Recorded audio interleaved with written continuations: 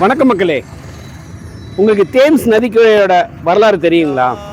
அது ஒரு காலத்தில் சிதிலமடைஞ்சு சின்னாபின்னமாக கிடந்த நதி. அதை அந்த நாட்டு மக்கள் எல்லாரும் ஒன்றிணைந்து, அந்த அரசாங்கமும் ஒன்றிணைந்து மீட்டெடுத்து இன்னைக்கு தேம்ஸ் நதிக்கரை அந்த நாட்டுக்கு உயிர் வாழ்வாதாரமாகவும் பெரிய சுற்றுலாத்தலமாகவும் இருக்குது. நம்ம மதுரையிலையும் தேம்ஸ் நதிக்கரைக்கு எந்த வகையிலையும் குறைவில்லாத ஒரு நதி வைகை நதி. அதை பார்க்கலான்னு வந்தேங்க. பாருங்க, பார்த்தோன்னே கண்ணீர் ஒன்று தாங்க வரல. ஏன்னா இங்கே ஓடுறது சாக்கடை. இன்னொன்று, நம்ம மக்கள் ஏதாவது கட்டிட கழிவுகள் ஏதாவது ஒரு கழிவு இருக்கா அவங்கக்கிட்ட, அதை கொண்டு வந்து இங்கே போட்டால் போதுன்ற எண்ணத்தில் இங்கே இருக்காங்க. இந்த நதியோட முக்கியத்துவம் இன்னும் அவங்களுக்கு தெரியலைங்க. ஒரு காலத்தில் உயிராக இருந்துச்சு.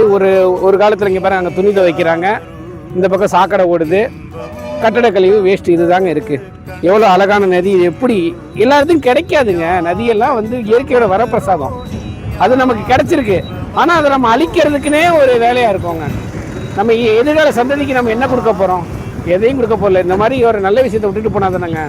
மக்களே, நம்ம எல்லாருமே ஒன்றிணைந்து இந்த நதிக்கரையை, இந்த மதுரை வைகை நதியை, ஆல்ரெடி கூவம் நதி ஒரு நதி இருந்தது சென்னையில், அது ஆல்ரெடி சாக்கடை ஆயிடுச்சு. அடுத்த கூவமாக மதுரைக்கு இது மாறிக்கிட்டு இருக்குங்க. அது கூவம்னாவே சாக்கடைன்ற மாதிரி மக்கள் மனசுல வச்சு விட்டாங்க. அது உண்மையிலே கூவம் சாக்கடை இல்லைங்க. அதுவும் ஒரு அழகான நதியாக தான் இருந்துச்சு. அதில் பக்கிங்காம் கால்வாயில் நிறைய வாணிபங்கள் பண்ணியிருக்காங்க. அதோட வரலாறும் இருக்குங்க. இதை பார்க்கவும் உண்மையில மனசு கஷ்டமா இருந்துங்க. மதுரைக்காரனுக்கு என்னடா இப்படி சூழ்நிலையா அப்படின்ட்டு. அரக்கர் ஆற்றுல இறங்குறாரு. எல்லா விதமான வரலாறு, நம்ம பெரிய அளவில் ஒரு ஹிஸ்ட்ரியில் இடம்பெற்ற நம்ம ஒரு மக்கள். நம்ம நதிக்கரை பாருங்க எப்படி இருக்குன்னு. மனசு கஷ்டமா இருக்கு மக்களே. தேங்க்யூ மக்களே.